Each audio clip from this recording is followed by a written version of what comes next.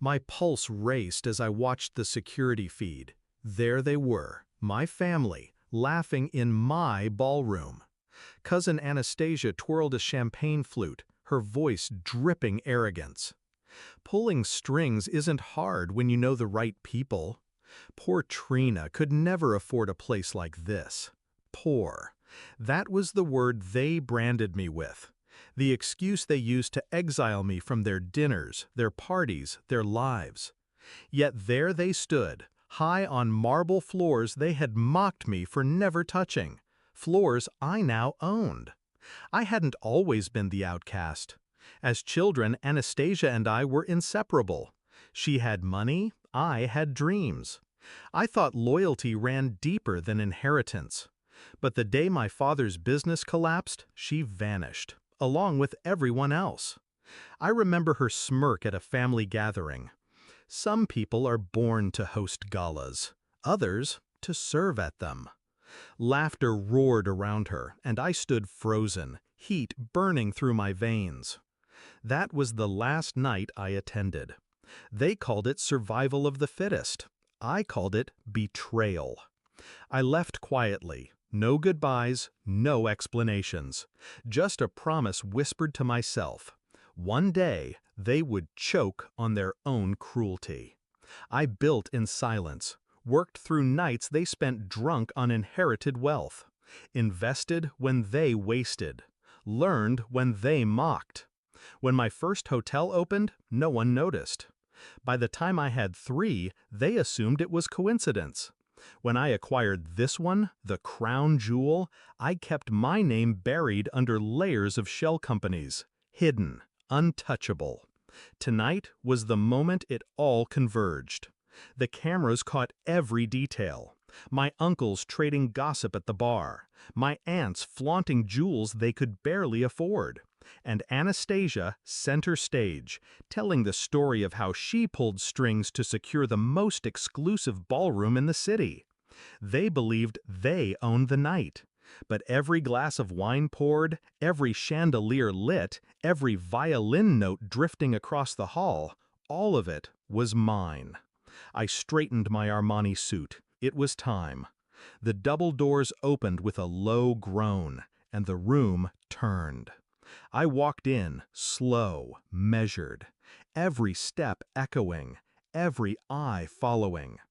Anastasia's smile faltered, just slightly. "Trina," she sneered, "what are you doing here?" I let the silence stretch. Then calmly, "I live here." Confusion flickered. Laughter rose from a corner, uncertain, mocking. "You live here?" Anastasia pressed, her voice sharp with disbelief. I walked past her, toward the center of the ballroom, and snapped my fingers. The hotel manager appeared instantly. He bowed. "Good evening, Miss Trina. Everything is running exactly as you instructed." Gasps rippled through the crowd. I watched the realization crawl across Anastasia's face. This wasn't a joke. This wasn't chance. Her voice trembled. "You own this?" I didn't answer her, not directly. Instead, I looked at the family that once turned its back on me and spoke evenly. "Do you know what's funny? For years, you said I was too poor to belong. Yet here you are, toasting your successes in my ballroom, dancing on my floors, drinking from my glasses." Silence. No one dared move. I leaned in, my voice low, deliberate. "I built an empire while you laughed at me, and tonight you walked right into it." Anastasia's hand shook as she set her glass down. Her mask cracked. "This isn't possible," she whispered.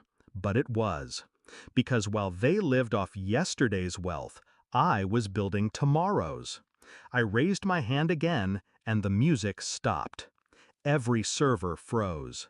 Every light shifted, spotlighting me in the center. I let them sit in that discomfort, the kind I knew too well. Then I delivered the final blow. "You've mistaken my silence for weakness. But empires, true empires, are built on silence. Tonight, you finally see whose empire you've been stepping on. Anastasia's face drained of color. The room trembled with unease.